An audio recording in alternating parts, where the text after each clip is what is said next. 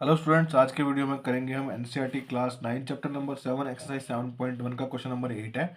In right triangle A B C right angled at C. तो right angle eight सी का मतलब क्या है कि सी हमारा क्या है 90 डिग्री है।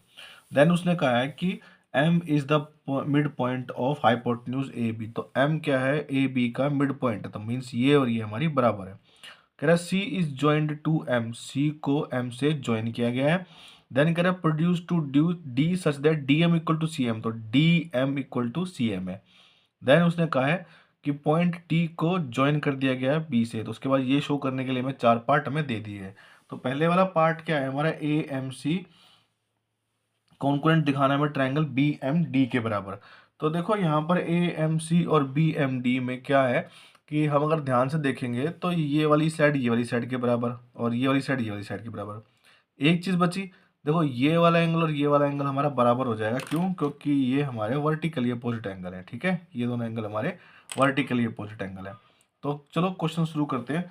तो सबसे पहले तो हम बताएंगे कि क्या क्या हमें गिवन दिया हुआ। तो गिवन में हमें क्या क्या दिया हुआ है। गिवन में हमें दिया हुआ है जो ये गिवन वगैरह तो आप खुद भी लिख सकते हैं, लेकिन मैं तो फिर बता देता हूँ आपको। ठीक है, तो गिवन वगैरह में हम ये बताएंगे जो जो हमने फिगर में भी ढूंढा था। Angle C equal to 90 degree है। Angle C is right angle है हमारा। ठीक है, वो क्या है, राइट एंगल है। देन हम बता सकते हैं D M equal to M C है। जो बोला है वही कर देते हैं, D M equal to M C है। देन और क्या क्या दिया हुआ हमें, ए एम बी एम। ठीक है, तो हम यहाँ बताएंगे कि ए एम इक्वल टू क्या है, बी एम है। टू प्रूव करने के लिए 4 पार्ट है, तो चारों पार्ट आप लिखेंगे वहाँ पर एग्जाम में। जितने 2 आते हैं 3 आते हैं वो आपकी मर्जी है, मैं प्रूफ से कर देता हूँ। ठीक है, क्योंकि वो प्रूफ ही तो करना है। देखो अब मैं बताऊंगा कि इन ट्राइंगल जो उसने पूछा उसी में देखो A M C and B M D. ठीक है, in triangle A M C and triangle B M D. अब देखो ए एम सी और B M D, A M C और बी एम डी। तो इसमें देखो मैं बताऊंगा बी एम किसके बराबर है। अच्छा, हमने पहले एम सी लिखा था, ए एम किसके बराबर है, बी एम के बराबर है। ठीक है, तो यहाँ लिखेंगे ए एम किसके बराबर है, बी एम के बराबर है। देन देखो ये क्या था, एंगल बीच में चाहिए हमें। ठीक है, तो ये क्या हो जाएगा, ए एम सी के लिए angle A M C equal to angle D M B. ठीक है, तो angle A M C equal to angle B B M D, B M D.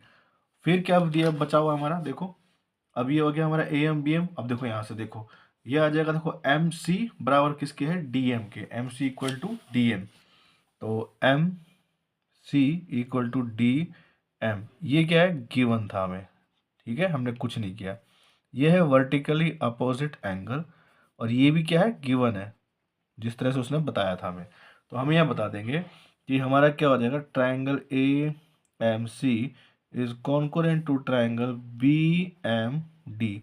ये किससे हुआ है, ये हुआ है साइड एंगल साइड से हुआ है। ठीक है, मैं यहाँ से एक चीज़ देना चाह रहा हूँ, क्यों वो बाद में बताऊंगा। देखो अब यहाँ पर देखो ध्यान से, मैं ले रहा हूँ ये एंगल 1 और ये एंगल 2 बराबर ले रहा हूँ। ठीक है, यहाँ बताऊंगा मैं कि एंगल 1 इक्वल टू क्या है, एंगल 2 ले रहा हूँ by C P C T. ठीक है, बट दीज आर क्या है, ऑल्टरनेट एंगल हो जाते हैं।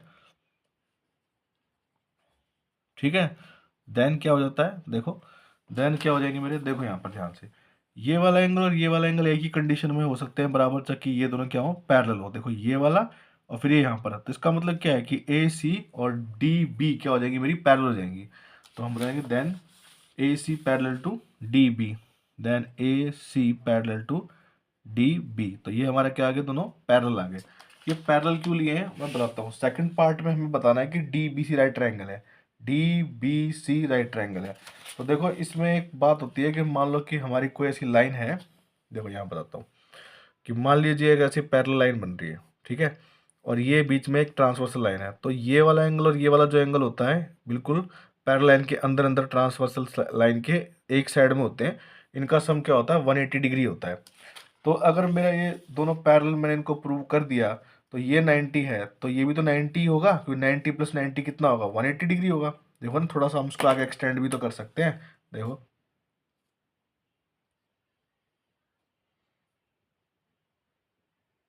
ठीक है, ऐसे आगे एक्सटेंड कर सकते हैं। इसको आगे ऐसे एक्सटेंड कर दिया हमने, ठीक है, इसको भी आगे एक्सटेंड कर दिया, इसको आगे एक्सटेंड कर दो। तो देखो, ये दोनों पैरेलल है, तो ये 90 है तो अंदर वाले ये देखो ट्रांसवर्सल का काम करेगी, ठीक है, और ये 90 है तो ये भी क्या हो जाएगी, 90 हो जाएगी, ठीक है। तो बस इसका यूज़ करते हैं हम बताएंगे क्या, ए सी और डी भी क्या है, पैरेलल। तो यहाँ पर आपका फर्स्ट पार्ट हो चुका है, ठीक है, फर्स्ट पार्ट डन। हम सेकंड पार्ट के लिए कर रहे हैं यहाँ पर क्या, सेकंड पार्ट के लिए हम बताएंगे कि ए सी पैरेलल है डी बी। ये कहाँ से आया है, प्रूव्ड अबव, हमने ऊपर प्रूव किया भाई इसको, ठीक है, हमने ऊपर प्रूव कर दिया। Then angle C, angle C plus angle D equal to हो जाएगा मेरा 180 डिग्री। क्यों, क्योंकि angles on same side of transversal, ठीक है। तो देखो सी कितना दिया हुआ था मैं, ये 90, तो एक मिनट मैंने डी लिख दिया क्या, ये आ जाएगा B D B C D और डी बी सी, ठीक है ठीक है ठीक है, डी बी सी कर देते हैं। तो एंगल हो जाएगा बी बनाओ इसको, D B C equal to 180 degree. तो एंगल सी कितना है 90, प्लस में angle D B C equal to 180 degree. तो angle D B C equal to कितना हो जाएगा, 180 minus 90 degree. Angle D B C equal to कितना आ जाएगा, 90 डिग्री, ठीक है। ये सेकंड पार्ट आपका प्रूव हो गया। तो देखो ये सेकंड पार्ट भी प्रूव हो गया। अब देखो उसने क्या बोला है, अब उसने बोला है कि डी सी बी और ए सी बी और ए सी बी, ठीक है, कौन से वाले ट्राइंगल की बात कर रहा है, बड़े बड़े ट्राइंगल की बात कर रहा है, इस वाले की, ठीक है। एक तो ये पूरा बड़ा ट्राइंगल है, ठीक है, इस वाले की बात कर रहा है। और किस वाले की बात कर रहा है, एक ये जो बच गया है हमारा, कौन से वाला है, ये पूरा सेम, देखो जो ये शेडेड है वही सेम एक यहाँ पर भी बन रहा है, तो इसी को हमने प्रूव करना है, ठीक। थर्ड पार्ट, इन ट्राइंगल, जो उसने पूछा है, क्या पूछा है उसने, in triangle D C B and A C B, in triangle D C B and triangle A C B. अब देखो यहाँ पर ध्यान से, अच्छा एक चीज़ और भी तो थी, चलो उसको कर देंगे बाद में।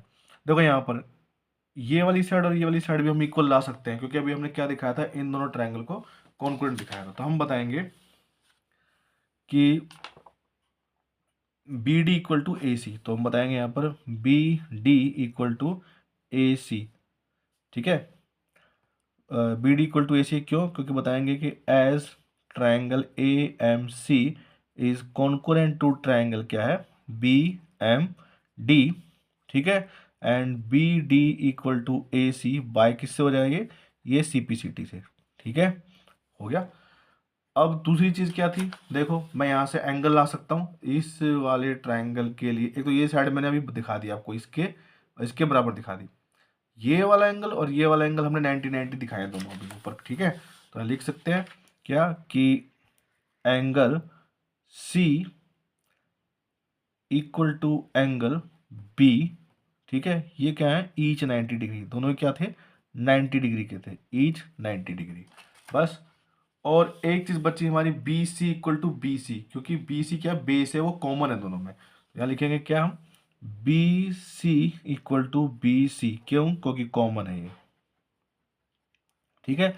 सो triangle D C B equal to triangle A C B, so ये कॉन्कुरेंट है, ठीक है। किससे हुआ ये हुआ हमारा साइड एंगल साइड से, ठीक है, बस ये कॉन्कुरेंट है। अब मैं यहाँ से भी एक चीज़ निकालने वाला हूँ हमारी, क्या, देखो मैं ये बताने वाला हूँ कि जब मेरे ये दोनों ट्राइंगल क्या हो गए, कॉन्कुरेंट हो गए, तो मैं बता सकता हूँ कि ए बी और क्या है, सी डी दोनों क्या है, मेरे ए बी और डी सी दोनों क्या है, कॉन्कुरेंट हो जाएंगे, ठीक है। A B equal to D C, ये किससे हुआ है, by C P C T, ये मैंने ले लिया क्योंकि फोर्थ पार्ट में इसकी जरूरत पड़ने वाली है, ठीक है। अब देखो मुझे लेके आना था सी एम जो है, सी एम जो है हाफ ऑफ ए बी लेके आना है, C M equal to half of A B, ठीक है। तो लेकिन मेरे सी एम क्या, देखो यहाँ पर अभी भी मैंने बताया क्या, A B equal to D C, ठीक है। Half of A B equal to half of D C होना चाहिए, ठीक है। ये कहाँ से आया, प्रूव्ड अबव, बता सकते हैं ऊपर से, प्रूव्ड अबव हमने ऊपर से लिया है इसको। तो ये इनके हाफ ऑफ भी बराबर होंगे। अब देखो हाफ ऑफ ए बी क्या है, यहाँ पर देखो हाफ ऑफ ए बी तो मुझे लेके नहीं आना, लेकिन सी एम क्या है, देखो सी एम क्या है, हाफ ऑफ सी डी है, ठीक है।